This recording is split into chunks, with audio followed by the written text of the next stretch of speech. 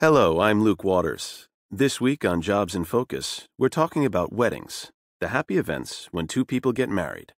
We sent our reporter, Lewis Connor, to interview Juliet Simmons, who is a wedding planner in the San Diego area. Let's listen to what she had to say. So, Juliet, it's great of you to talk to Jobs in Focus. Thank you for inviting me, Lewis. Now then, a couple who are going to get married. It's very common to call them the happy couple, but when it comes to planning the wedding, well, let's just say there's a lot of stress involved, and it can actually lead to a lot of unhappiness. Yes, that's true, Lewis. And if the couple plans everything themselves, or if they put family members in charge of their big day, there is a lot to worry about, even when everything goes well. And of course, if things go wrong with the plans, they will have a lifetime to regret the mistakes they made. It can even hurt their relationship. So that's where hiring a wedding planner might be a good idea? Exactly. A wedding planner does three main things for the couple. First, they manage all the different companies and individuals involved in the wedding, especially all the last-minute emails and phone calls. This is a time when the couple wants to be thinking about each other and their big adventure, not worrying about the cake or who's recording the video. Then they bring their knowledge of the different services in the local area. You know, who has the best prices on flowers, all that sort of thing. They help save the couple money.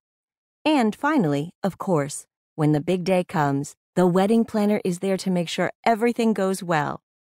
So what qualities do you need to be a successful wedding planner? The first thing is that you have to be able to communicate well with the people you are working for, and the most important part of that is listening. Why do you say that? Well, you can organize the best wedding you can imagine for a really low price, but if the bride and groom aren't happy, if it's not their style, make no mistake, you failed as a wedding planner. So you have to find out exactly what they want, what they're looking for at their wedding and at the reception. You know, the party afterward. And is that easy?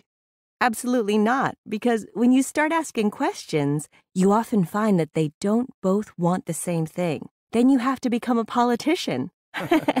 All right, so good communication.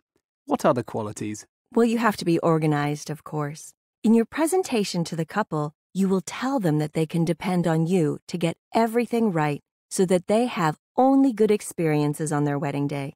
You must have the skills to make that promise become reality. And you need to be creative, and I don't mean in an artistic sense.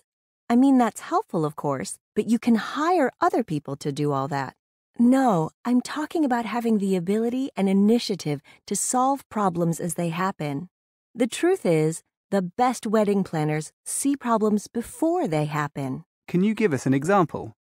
At my last wedding, several of the guests brought their young children along to the wedding, although they weren't invited.